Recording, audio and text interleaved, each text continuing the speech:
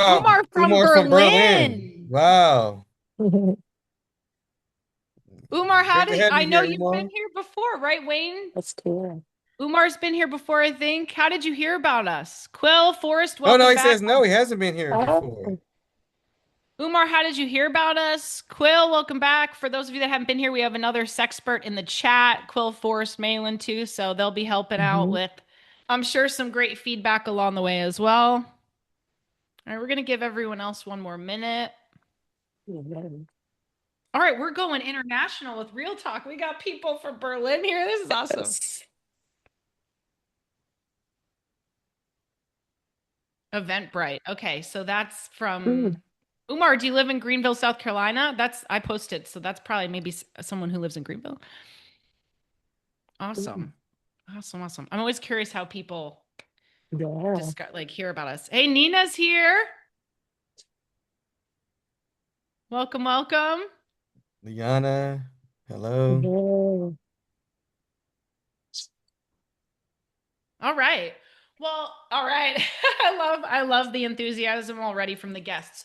All right. Well, guys, will you help me admit folks as they come in? I think it's a good time to get started. Well, welcome back, everyone, to Real Talk with the Sexperts. I want to take a minute and just acknowledge that this is our 10th panel, which is very exciting. So I know it really feels like for me, we're starting to build community here, and it's awesome. I know we've got a lot of returning guests, some new guests coming here tonight, new and returning panelists. So we just hope that for those of you that are here for the first time from Berlin, for Oh, example, where it's 12 a.m., we hope that you'll find this space to be meaningful and accepting and a place where you can be yourself and seek the support you need as it relates to sexual health, mental, emotional, relational health, intimate relationships of every type, constellation, and structure.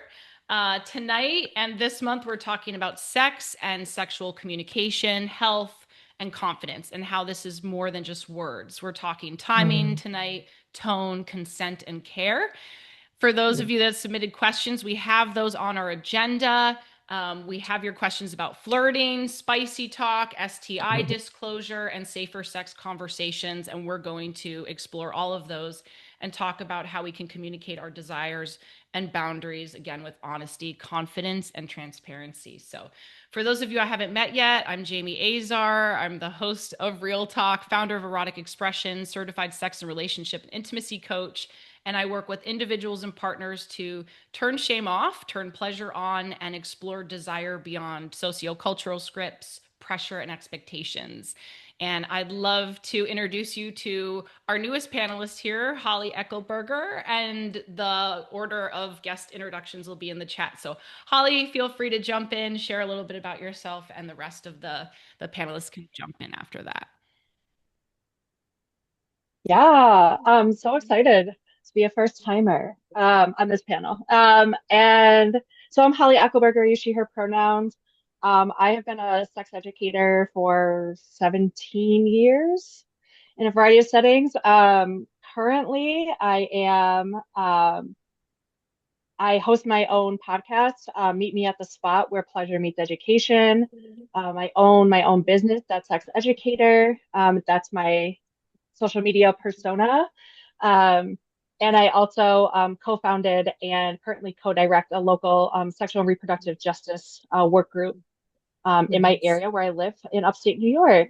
I'm a queer woman, a mom of a toddler, and I think that's it. I think those are all my hats. And I also have a full-time job that's not related to sexual health at all. So, but yeah, no, super excited to be here and to answer all your questions and have some fun tonight. Yes. Yes. I guess Thanks, Holly. I'll go next. Oh no, I see the order. Brandy, it's on you. Doesn't matter. Yeah, Brandy, Sasha, Wayne, Oksana.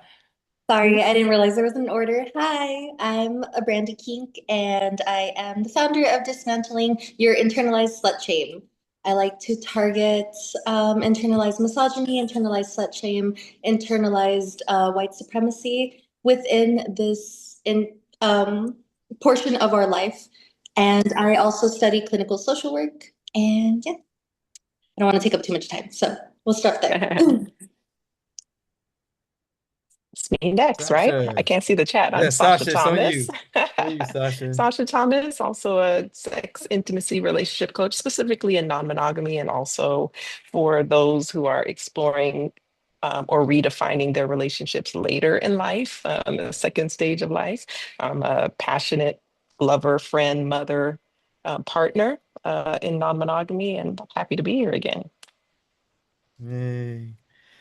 All right, hi. I'm Wayne. I am co-creator of Shades of Non-Monogamy. I am a sex intimacy and relationship coach uh, as well studied clinical work to become a therapist, but I love the coaching field. Yeah, so I'm here to get to know people and help answer any questions that may come up for people today. Thank you, Wayne. I'm Oksana Belousova. I'm certified relationship coach, specializing in couples work, desire, emotional safety, and consciousness relationship design. And my work integrates research-based frameworks from psychology, neuroscience, and communication science. And I'm happy to be here. Happy to have you guys back. Thank you so much, and thanks for the Yes. introductions. All right, let's jump right in. So I did group the questions based on submissions. Most of them pertain to either STI disclosure, communication, questions about red flags within those topics, and then the others pertained more to like spicy talk, dirty talk, flirting, desire, and consent within all of that as well. So we're going to start with the first half of these questions. And the first question was submitted around STI disclosure. And this person asked, how can we as how can we as individuals normalize talking about status? How can we as individuals normalize talking about status? Who's first?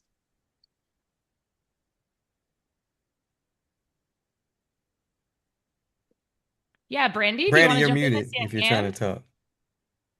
I'm sorry, I twisted my screen, so now I don't have the reactions. Exactly. I saw him Yeah. raise hand feature. I was gonna say to normalize anything, really, the first step is to actually talk about it, right? And to breach that gap, even if it takes you breaching the gap. But I think having it within normal conversation is always the first step. Like just whether it's in public with your friends, casually, like, hey, when's the last time you got tested? Having those open and honest conversations within reach of others does tend to normalize it within the public, because then that kind of piques their interest of, wow, actually, I haven't thought about that myself, whether they say anything about it or not. But that does pique their interest enough to wonder about themselves, wonder, maybe I should do that. Maybe I should talk to my partner about that. Maybe I should bring it up with my friends. Have they done it? Could we do it together? So I think that would always be the first step. Yeah, Holly, what's coming up for you? What would you add to that? Yeah, that was one of the first things I came up with, like just talk about it. And then, something that's really important for me is, thinking about, especially around young people. And I'm a huge advocate for comprehensive sex ed. And using that too as an opportunity for young people to normalize these conversations. Often, and I know there's questions about it coming up that the folks have had, but there's a lot of shame and stigma, unfortunately, still with STIs. Um, and when you really break it down, that like 1 in 2 sexually active people will contract an STI in their lifetime. Um, there's a really good chance if you're having sex that you will likely contract an STI. And I've had young people be like, I got the test and it's positive and I don't know how to tell my partner. And it's like, okay, so we have to work through this. And the best thing you can do is to be honest. It's not like a shame symbol. It's not anything. But being honest and having those conversations with your partners, especially ahead of time. I like how Brandy had mentioned that, like, let's go get tested together. When was the last time you were tested? Make it part of the relationship. And it's going to be uncomfortable. It's going to be weird. It's going to be awkward the first time you make it your practice. But the more you keep doing it, the better it'll be, for sure. Yeah, and so Brandy coming at it from more of like a micro perspective is like, hey, we can bring it up in these casual Mhm. conversations with friends and peers and normalize it that way. And maybe it's just in the form of planting a seed where it leads someone to then think about, yeah, when is the last time I got tested? Or let me go do this, or let me then normalize it in my conversation. Holly, I'm hearing more from to the macro perspective of the need for comprehensive sex Mhm. education. Hey, how can we have these conversations earlier on with kids around consent and sexual health and education, right, as a preventative measure, and then just as a practice, like you said, within our partnerships as well. Wayne, I saw a Mhm. hand. What's coming up for you around this? Well, I was just well now they both Brandy and Holly both hit the things, and so all I would be doing is repeating at this point. I would just again just to add is like yeah, take the stigma out of it by asking or and just speaking freely about testing. Right? When was the last time you got Mhm. tested? I test every 3 months, or I test blah blah blah, whatever the case may be. Right? And just to normalize in that way because I think that a lot of people don't even think about getting tested. And there's so many free Yeah. clinics to go get tested. You don't even have to go to your doctor if you want to not have to go through the process of hearing because a lot of times your doctor may ask you, well, why are you getting tested so often? And all things. Well, there's so many I think it's HFA, I think it is, and it's all over I think a lot of them around the country. You can just go there, Mhm. literally just go in, you take a picture of your whatever, get your information. You can go in there and test as often as you want. You can go in there daily, weekly, whatever the case may be, and it's Yeah. such a dope space to go and get tested. And I also just to add on to what Holly was saying about oh my gosh, I lost my thought that fast. Ah, yeah, but yeah, but Comprehensive yeah, sex education, I just know maybe? that I was just gonna add to both of them. They were talking about oh yeah again I know what it was. Am I frozen? No, you're good. No, you're No. Oh, good. okay, yeah. You're I good. think it was just about the just again just making people understand like if you're having sex, the amount of people that have already have contact or who have been in contact with things like HSV. Like I heard this doctor say I can't remember her name. And I wish I could. She said that because if people don't know this, you can't go to your clinic for the most part or your doctor and get tested for all the different Right. STIs and stuff that, and they won't test you for HSV or one or HSV two because and I found out why. The reason being, the doctor said, she said, because a lot more people would test positive than not. So if you went Mhm. and got tested, and once you have it in your records, it's in your records forever, right? And so she says, unless you have a breakout, don't get tested. But most likely, so many of us have already have come in contact with HSV one and two. So just want to put that out there. Yeah, and I see a hand. I'm just processing what you said, and also like how Mhm. important it is for us to be informed about the importance of Yeah. transparency too, and the regularity of that testing. Like even our medical providers may discourage us from like the regularity of that testing or even the disclosure of some things, right? And for us, maybe beyond that, Yeah. again, like knowing where what no, transparency and disclosure is a vital part of consent, right, in our relationships. Sasha, what's coming up for you?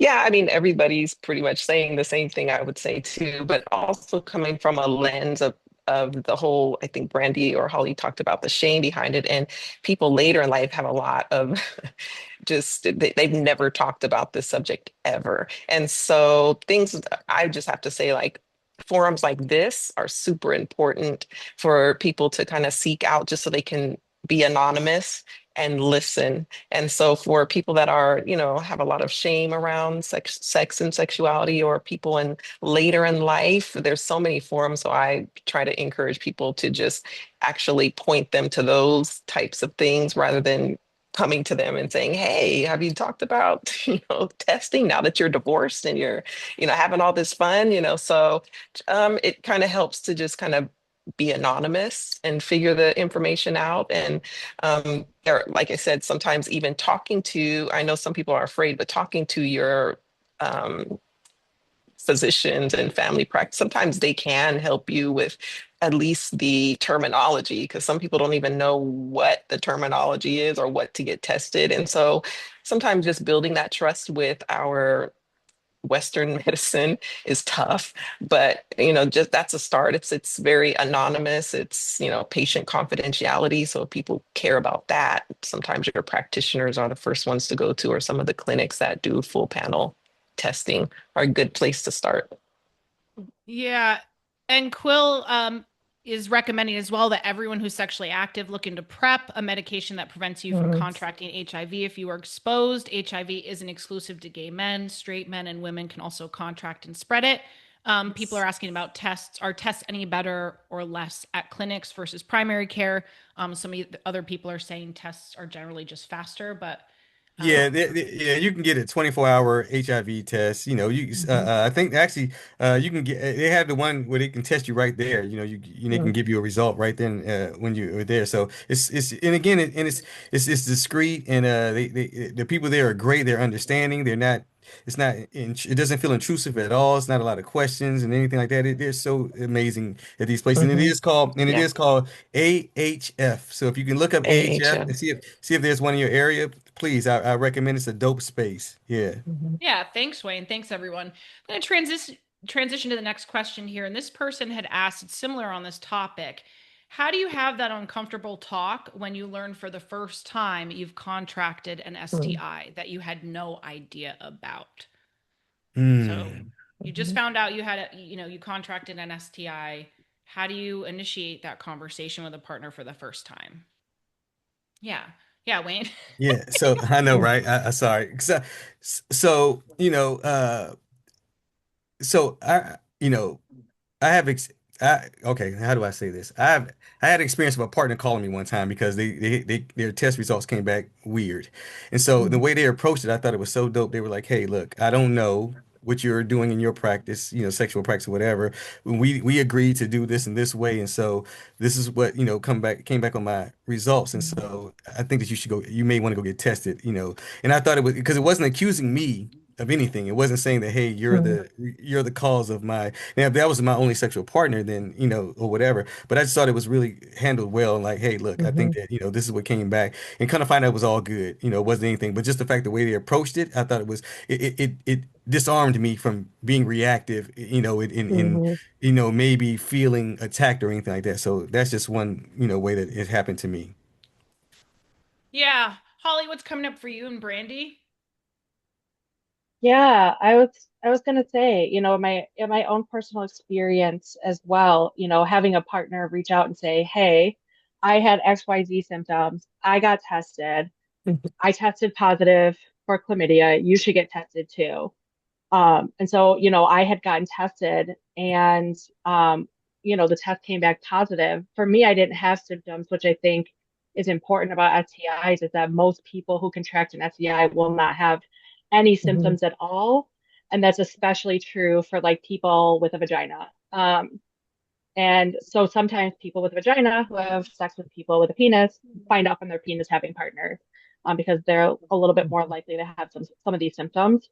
Um, and, it's never comfortable to get that call from an ex when you're in a new relationship to then also have to tell your new partner, like, Yeah. hey, and stuff like that. But thankfully, chlamydia is curable. I think for me, the hardest part around it was like I must. And at the time, I was teaching in schools. I was teaching health as a health educator in the schools. I'm like, I teach young people about avoiding STIs, and then I got an STI. And I just remember talking to like my mentor, teacher, and I disclosed it to her, and she was like, you also teach that it's so likely that you can get an STI and you're a human being.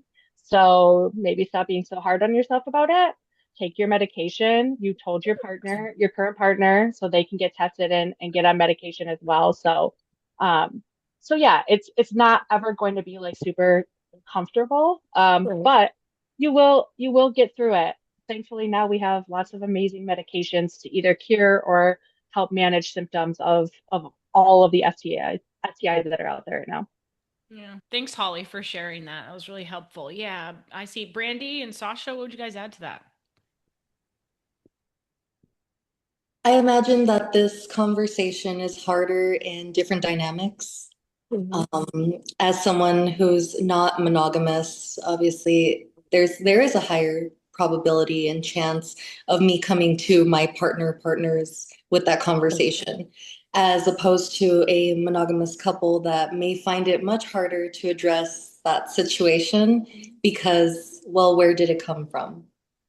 And I would say that first and foremost, remember that the person across from you is in fact a person. And outside of the relationship, health matters. So, as hard as it may be at that moment, I would say save the anger for later. And at that moment, be more concerned with whether or not you both can go get help. So have that conversation about, okay, well, what is the next steps? We go get tested. What is the next steps? If it's positive, we take our medicine, we address the situation, we are open and honest about what has happened. And then once that has passed, then address the reality of the matter. Where did it come from? How did this happen? What should we do now within one another? So I imagine, depending on the dynamic, it could be very easy to have this conversation, but it also could be very scary. Mm. Thanks for adding that too. I think Holly came at it from the perspective of the act of disclosure and moving through the shame of that, and how we can do that in a very direct and transparent way, matter of fact way, and seek the help that we need. And Brandy bringing in the perspective of how this might look different depending on if you're monogamous, polyamorous, and also taking the perspective of what it's like to receive that information or be the recipient of that disclosure, right? And anger might come up, right? Or the confusion or whatever it is. And it sounded like that was a helpful response, is save the anger for later, right? And how kind of making it a collaborative of like, okay, how do maybe we go get tested together? How do we kind of move through this together now in a collaborative way, as opposed to like shaming um, and stigmatizing that person further? Yeah. Sasha and Wayne, I see hands. What's coming up for you guys? Yeah, I think also coming from the person that's receiving the information, but going back to our first question was, how do we talk about it in the first place? And once you have those conversations with your partner, now that is the time when you say, okay, so what is the conversation around coming to each other, giving and receiving that information if, we test positive or something, like what kind of conversation, how are we going to come together and talk about this? And so I think sometimes that's a start. It kind of relieves a little bit of the pressure of just, not having that conversation at all, especially if you know that you're having, sex with other people outside the relationship.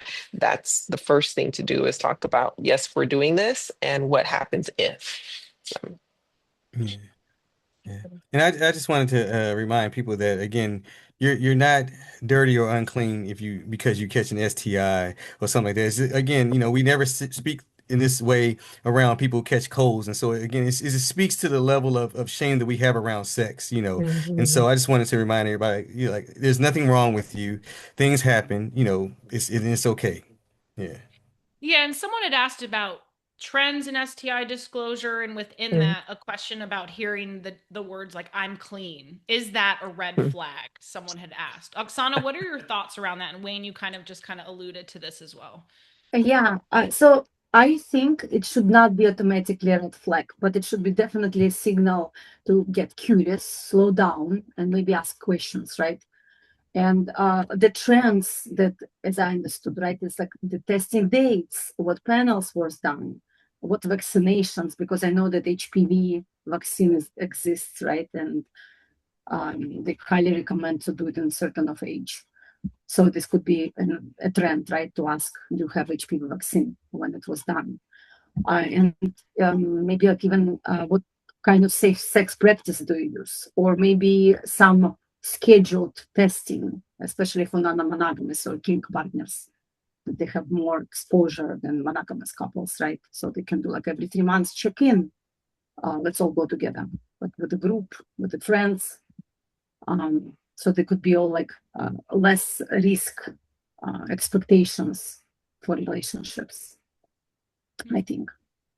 Yeah, that's all really helpful. Like the explicit disclosure, having those conversations in advance, scheduled testing. Yeah. And you said, if someone, like, I think on dating apps is where we see it a lot, right? Like, I'm clean, or quote unquote. Yeah. Like, and so you're saying that's not an immediate red flag, but a signal. I don't think, like, I would recommend to my clients, don't say it's a red flag, just like ask more questions, because what do you mean you clean? You clean is like you're from the past, we were thinking that, oh, I'm clean, I'm healthy. But what do you mean? you claim you did the panel yesterday or 3 months ago. I think it's just raising the questions. Yeah. It's like, what do you mean by that? But it's not automatically red flag. It's like, oh, I'm not doing anything with you. Like, what does it mean for you to be clean, right? People come from different backgrounds, different culture. People are just different. Yeah. Okay. Yeah. Holly, what comes up for you around that when you know, this question around, is it a red flag if people say I'm clean or I'm looking for people who are clean? Yeah. Um, so I agree with Oksana. It's not like an immediate red flag, but I think it's an opportunity for some discussion, and especially education, because I look at the opposite of it, right? Like I'm clean is the opposite of I'm dirty. And so when we talk about I'm dirty in relationship to having tested positive for an STI, we're further stigmatizing STIs. We're further putting that shame on it, right? And so people think, you know, say like I'm clean in a way to say like I'm good, like I'm not, I don't have anything, I'm negative. You know, I see in the chat too, negative and positive versus clean and dirty, right? Um, you know, we're definitely that. And then the other thing I wanted to add too is around like the trends that you mentioned, Jamie, around STI disclosure. And something I meant to bring up before, but around STI testing, so you can self-test. There's at-home testing or self-testing, and I think that changes the game for a lot of folks who may feel embarrassed, or may not have access to going to like a clinic or a doctor's office or things like that, and you can test right at home. And get your results right there. I think it changes when we talk about disclosure. You know, when you are in like a clinic or a doctor's office, you get your test results, you're able to talk to a provider and get some guidance around maybe having those conversations. We're self-testing, maybe that's not happening. So you know, a lot of people's first inclination is to be like, oh my God, kind of freak out, right? Like, what the hell? And not really know what to do with that information. So there are, you know, a lot of organizations, especially community organizations all over the place, who do a lot of work with folks who do self-testing, and then like, here's like what you do next, right? Like here's the next steps. Here's how to kind of handle that. And there are, you know, for STI disclosures, you know, I don't know, every state is different. So I'm in New York State, and I know like you can have like a professional basically like disclose on your behalf, and say someone that you have come in contact with has tested positive. So there's someone who works for like the health department, and so they can come at it that way to try to get folks to get tested. They never use your name. However, this is not a good approach if you and that person, you know for sure like you're the only partner that they've been with, because they're going to know it's you, right? So it kind of takes the anonymity out of it.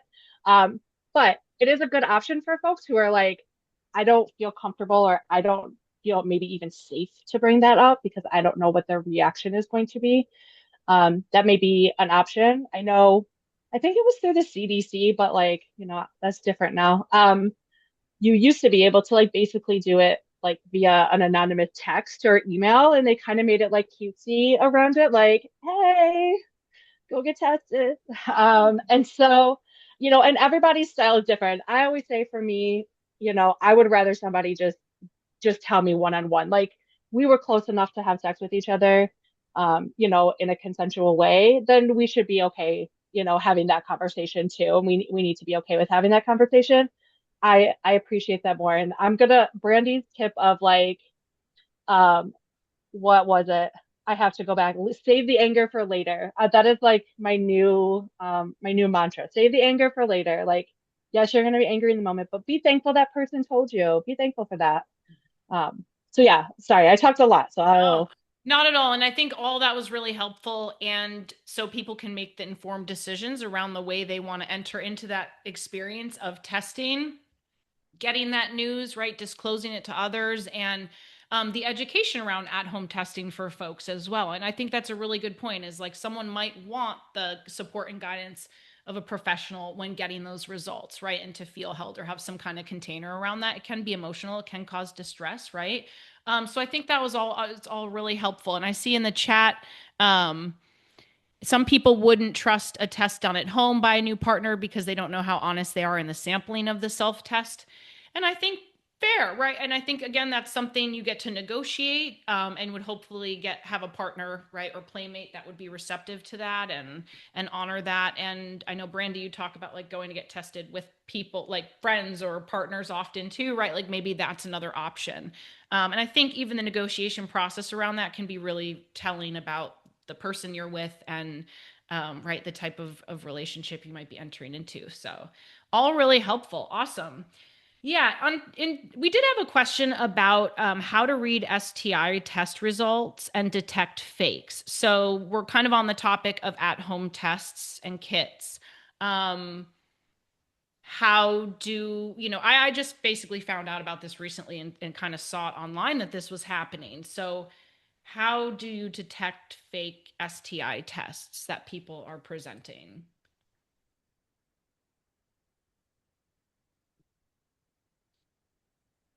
Yeah, Oksana. I think you just simply run this test through ChatGPT, and ChatGPT gives you right away, is it valid? What's the company, the whole legit status, everything. You just run it and you run the whole document as PDF and then the source.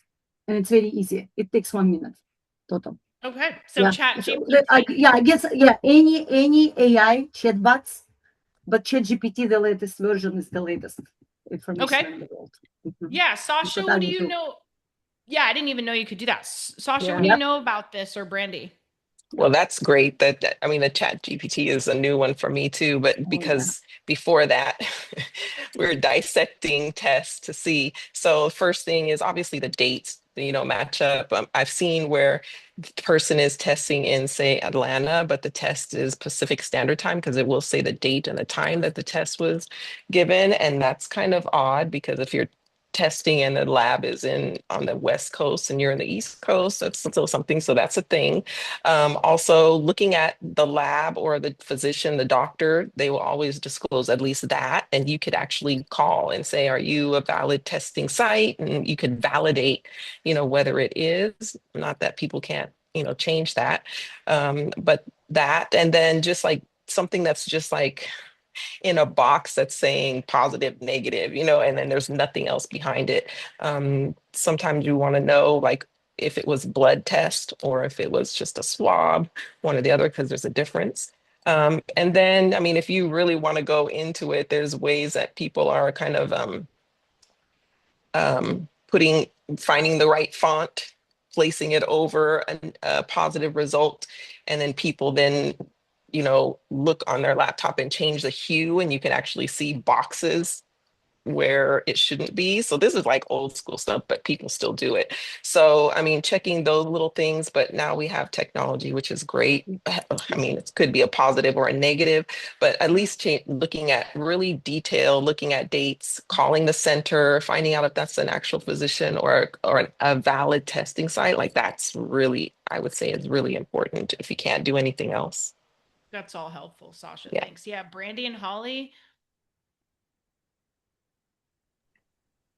Just for our non-AI, just because I personally am not the biggest AI fan, I would say if you as well are not the biggest AI fan, get to know your local health clinics and get to know them in the sense of if you are worried about getting tested there, worried about being seen, call them and ask them if they provide kits. More often than not, those kits are usually free, but they do cap you at a certain amount that you can have. So maybe two per month, maybe one per month, but most often than not, they are free, and it's trusted kits that are that are given by the health clinic themselves. So I would suggest maybe going that route at a facility that would give you something that's more trusting, as opposed to going to maybe a pharmacy and just picking one up and being a little bit unsure about it. But yeah, I would say just get to know your what's there for you physically and who's there for you. There's a lot of routes to take. You just have to be willing to dial the number and ask the questions. But even with that phone call, you can still remain anonymous. Mm-hmm. Yeah, that's helpful, Brandy. Yeah, Holly, what's coming up for you? What would you add?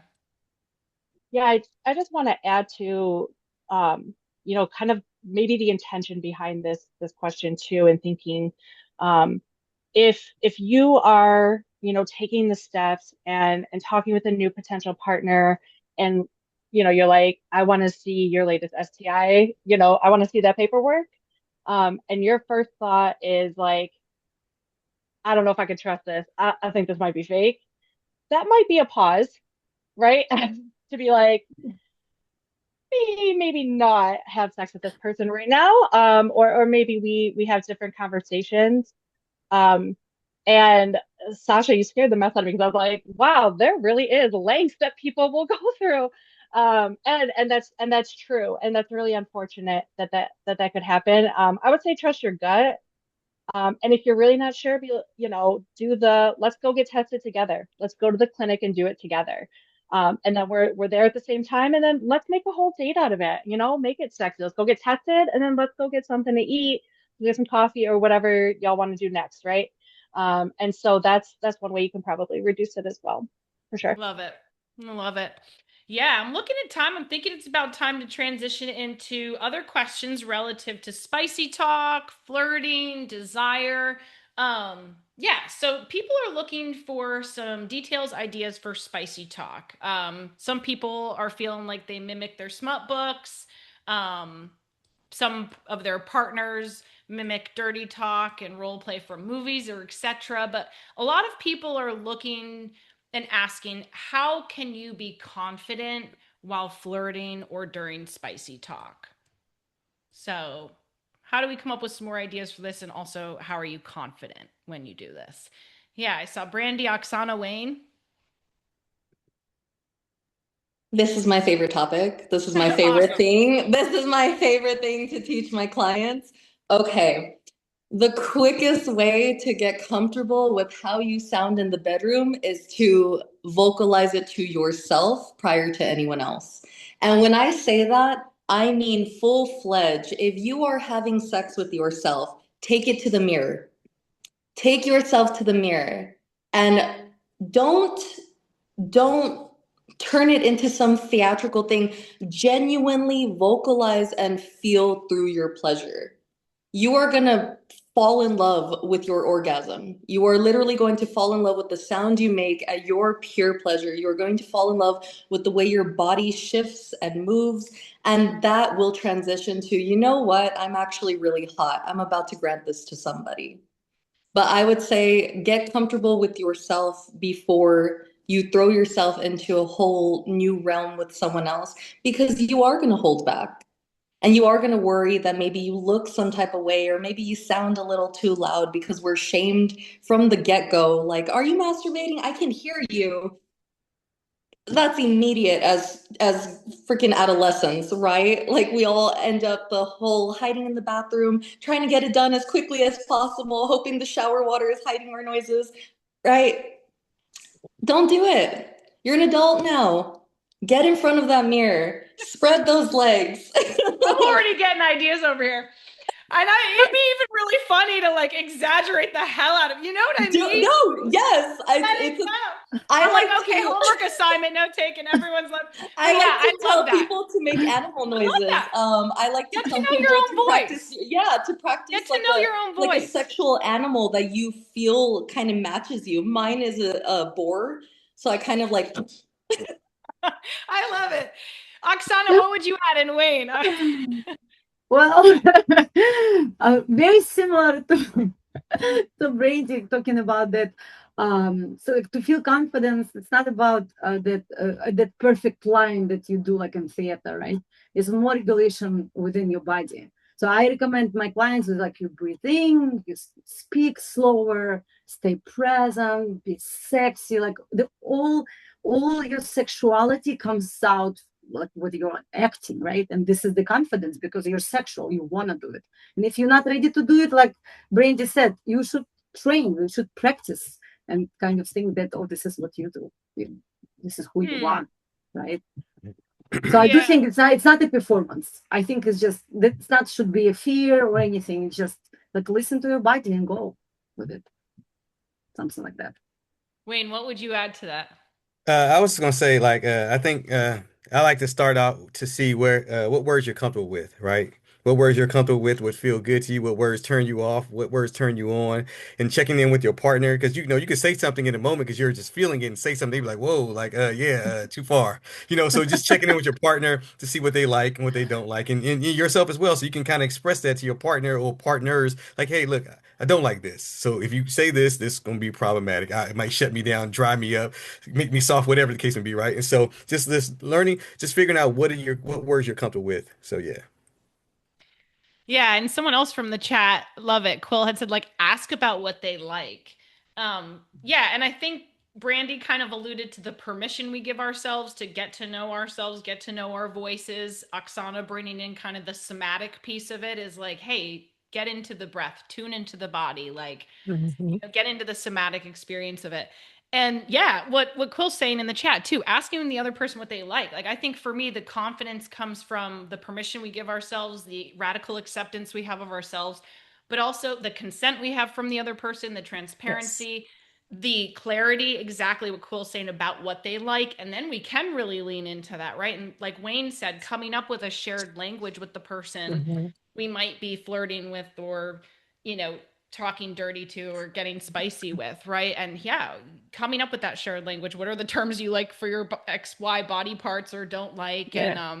sometimes we like, yeah, we're like, okay, that came out a little. I don't know if I like that, right? Course correction's okay, right? Course correction's okay. Like, you know, I again like for permission to be playful, I think in it too. Like we don't always have to sound so quote unquote sexy. Like you know, spicy talk can come in the form of compliments and it can be sweet and it can be tender. Like we can Mhm. be narrating what's happening to us using the five senses. And again, that's something we can practice on our own or with our partner. Like we can be giving Mhm. instruction, telling someone what we're going to do to them or, you know, what they are going to do to us. We can, you know, offer someone something, name something we want to give someone else. We can ask for something, right? Give this to me, do this to me, will you or please, right? And we can also be setting boundaries through that. So there are all the different ways. And again, like I think a few of us are saying is like being yourself, giving yourself, you know, permission to go outside of the script. Sasha, what would you add to that too? I'm having a technical difficulty here, but I can talk. You can hear me. Can you hear me? Yeah. Yes. Okay. Oh gosh, maybe or maybe not. So I would say I'm always like a student and a teacher, and so I like to, and this is coming from people, someone that would have multiple partners, but I listen and I listen what I like to hear and what turns me on, and so I may use that with someone else, and I do a little like when I hear something, I'll put it in my notes. Like, this person said this to me, and is that something that I feel like I can say to someone else? So I gather information from my partners and lovers that I like to hear that turn me on, and I think like I'm going to try that with someone else, or I'll try to say it back to that person. And so just like having a list of little things that I've heard, and just kind of try it out on people and see how I feel. So that's kind of my thing. And I I like that. just Like to kind just of to add, I have some great partners that really are very vocal and verbal that I've learned a lot of um, play and talk, dirty talk with, and it's been wonderful to have, teachers. I love that. Like keeping a journal Yeah. almost of like sexy Yes. words and phrases. Hmm. Um, Yeah, and Quill saying sexting is kind of a practice. Yeah, and I know people were kind of asking, and this is a good time probably to transition about online spicy talk and safety advice. People are asking as well about flirting and consent, and I think that's an important part of the conversation. So, yeah, Holly, I'm curious what's coming up for you around these topics of safety and consent as it relates to flirting and spicy talk or what's happening in real time or online. Yeah. I think all of us on this panel are in a very unique position because we talk about sex for a living, and as part of the content we create and the things that we do online. Um, and I know in my own experience, people are like, "Oh, you talk about sex, so like you just want to have sex all the time. Like, you freaky, aren't you? I'm just like, first of all, calm down. Calm down. Um, but also, like, I'm a very flirtatious person. That's just my personality. I'm very, touchy-feely. I'm very, like, come off as flirty. And I would say the most important thing to remember is that, like, flirting does not equal consent to sex. Talking dirty, does not equal consent to sex. And like, if you're with somebody and, you're using Brandy's technique of, masturbating and letting out your wild animal noises, that is not consent to sex. And so, I think for sure, like, talking online and the safety issue, we still have a big disconnect. Even though, like, with dating apps and all of these things and talking online, I think there's still very much a disconnect that, like, when somebody is flirting or when somebody is talking about sex on the internet, that should equal, like, they're ready for sex or asking for sex or any of those things, which is not the case, right? Like, they're not consent with each other. And so, yeah, I would just, keep that in mind and remind constantly people, like, no, stop being weird. Don't make my job weird. Like, don't stop making it weird for me. Yeah, and Oksana, what's coming up for you on this topic of consent and safety? Yeah, so I do think that even the digital intimacy, we do live in the very heavy digital world right now, and we'll be just going even with more higher development right now, right? We want it or we don't. But it is a real intimacy, I think, and it leaves a trail. It could leave a trauma. So that's why clarity, it's necessary, and it's very sexy. Like, if we talk about expectation, consent, and comfort levels, and think about its real intimacy. Unfortunately, we really want the touch feeling, but a lot of humans right now go digital intimacy. It's easier, it's faster for them every night, every day, non-stop. They're doing computer work, they go on a second monitor. It's already digital intimacy, right? So, and the trust should be built before sharing any personal information, because it could turn into such a big trauma. The photos, identifying details, it's big. It's big. The crime, digital crime is big, and unfortunately, it could come through this digital intimacy. Yeah. Yeah, Wayne. So be very careful about sharing your feelings and your personal data, I would say. Yeah, Wayne, what's coming up for you? And Brandy, I see a Right. couple of hands. Yeah, with like for me with with most things, it just comes back to ourselves, right? So I just want to check in. I would like to check in with everybody and just checking in with themselves. Like, do I feel safe with myself? Am I confident enough to say no or this, I'm okay, let's stop, whatever. And also just kind of like knowing that oh my God, I just had it. I'm today is a lot. But yeah, just again, sorry. Yeah, just really just feeling safe with ourselves and understanding, if that's what it was. Make sure we're doing it for ourselves also. Like, we're not people pleasing. We're not doing this for others. Our intention is for ourselves, for our pleasure as well as the other person. So just checking in with self. So yeah. That internal consent piece absolutely is part of the equation, and especially important, like, it's getting me thinking too with what Oksana shared, especially with digital intimacy and just how fast everything can be happening, right? Like, really the need to slow it down, ensure that consent is there, right? Those conversations have been had, because harm can happen, as we know, right? In this digital age. Brandy, what's coming up for you? I feel like what came up for me was almost completely different than everyone else, but I think it's because of my own biases. I absolutely love that there is the digital sex. I do, because I tend to advocate for non-able-bodied individuals. And I think personally that we actually should tap into that more and create safer platforms that do disclose age, maybe not disclose the person entirely, but do disclose age. And the individuals that they can chat with are trained professionals.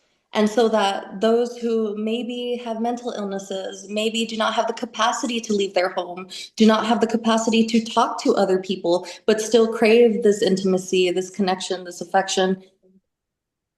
I think it's important. I think it matters. I think to an extent for a specific demographic, it's something that does pave the way for them to have some form of connection outside of the fact that they physically can't. But that's, again, that's a very biased opinion towards a very specific group. So, in the case of what we're speaking about, if I'm going everyone else's route, then I would say, yeah, safety is a concern. And based on what Holly said, full-fledged, like, preoccupation is a thing, buddy. Like, I am doing my dishes and I just happen to be texting at the same time. That does not mean come over. Like, it's preoccupation more often than not, right? And I think we can all admit that. It's just a little fun in a bubble bath, but that doesn't mean I'm telling you to pull up. So that I really liked that Holly pointed that out. Yeah. Yeah, that ongoing communication, the checking in, are you okay with where this is going? Let me know if I'm overstepping. Can I share something personal, right? And we know that that consent is mandatory, enthusiastic, freely given. It can be informed, it can be reversible. And the mutual consent is what separates flirting from harassment, right? And harm and abuse. So this is a serious topic, and I think I'm really appreciative of the perspectives we're bringing into this, and for this question that the person asked around consent and safety, right, when it comes to flirting. And I think on the one hand, right, as sex educators, we can talk about in the realm of like, batting eyes and giving compliments and etc., right? And that's fun too. And this is also important when it comes to the conversation, right? Is like we're saying consent, care, tone, checking in every step of the way. And also checking in with our own internal consent, like Wayne said. Yeah. Awesome. All right. We have just one or two more questions here. Other people are asking for some resources for erotica. What can we do to help them out here? Educative resources, erotica. I know I've got a couple resources I'd mentioned. Anyone else have anything to share here? I'm just going to, for the sake of time, send a couple resources to the chat. But there's tons of amazing resources out there if you're looking for ethical porn. And again, that's going to be generally where female pleasure is centered, right? Consent is central, portrayed as sexy. There's diverse representation, varied body types. Erica Lust, Ex Confessions, one that comes to mind. Royal fetish films as well. Celebrates kink with strong emphasis on stunning portrayal of Black performers. Afterglow, there's a cool site called Theo Reads, or the O Reads, where you can submit your own erotica as well and write your own. So I'll send a couple resources to the chat here. But for the sake of time, check out links. Belesa is also a great one, says Quill. Dipsy for some audio erotica. Cheeks. So yeah, I think that's what we'll do for that one. And then check out the chat there. And then the last question here that someone submitted was, why is it always assumed that I am ready for sex itself? And how can I bring clarity that I am not ready and just not enjoying this?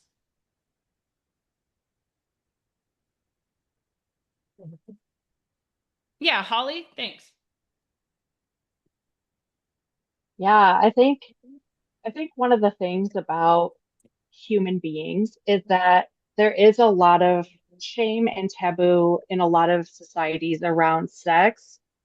But as far as talking about like the act of sex, um, there is this assumption that you're an adult and you should just be ready for sex and just want sex all the time. And for some people, that may be like, that may be for them, but not always. And I think this kind of goes back into some of the conversations around flirting and spicy talk. Like, if you're flirting, if you're spicy talking, if you're heavy making out, if you're starting to touch everywhere, that automatically assumes sex. And so bringing some clarity that you're not into sex and that you're just like, I'm just enjoying making out with you. I'm just enjoying touching your body or having your body touch. That comes back to that communication. Being talking with your partner and saying like, if Mhm. if it's getting to the point where you're feeling like they assume it's moving to sex, and you can be like, I'm actually cool with just making out, or beforehand, like all I want to do is make out, or all I want to do is make out, and maybe we can do some dry humping tonight. Like, let's bring back dry humping. And Yeah. so, being upfront about it. And then if that changes, you know, things are feeling good, and then maybe you are in the mood, just, keeping that line of communication open throughout. And that involves having a partner or partners that you feel comfortable, having those conversations with and feel a level of safety with as well. Mhm. So, yeah, yeah, and nonverbal works too, right? Like move those hands where you want those hands to be going. Mhm. Um, you know, help start to take off things if that's the direction, or be putting it back on or moving hands away, so those are definitely those nonverbal as well. And having your partner pay attention to those nonverbal cues, and you pay attention to those nonverbal cues as well. I love it. Thanks for sharing. Well, thank you everyone for attending another amazing Real Talk with the Sexperts guests. I would love it if you're open to it to share maybe one word to describe how you're feeling, or maybe something you learned or something that resonated with you during this discussion today. Anything you'd like to share. We're so happy that you joined us. We will be back next month. As always, the third Tuesday of every month. So March 17th, we'll have a hot seat Sexperts topic, more information to come. We're so glad you enjoyed the conversation. Thanks for coming from Berlin, from all over the US. Yes.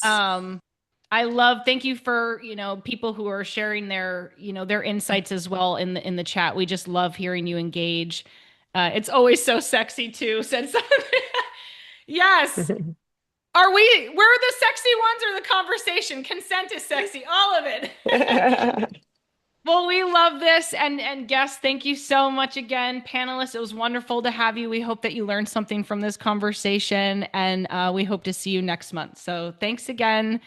Oh, good. You learned so much. Love keeping disabled community in mind with digital intimacy. Berlin is a very cool place for the sexiest people. I love it. Broadening minds, people are saying. Um, yeah, thank you so much, everyone, for sharing. Thank you, thank you. And I'll be following up with an email, guests, with information about our panelists, where you can find them and connect with them, as always, if you'd like to work with them or just reach out one-on-one. So stay tuned for that email and more details to come about next month. So thanks for coming. We'll see you next time.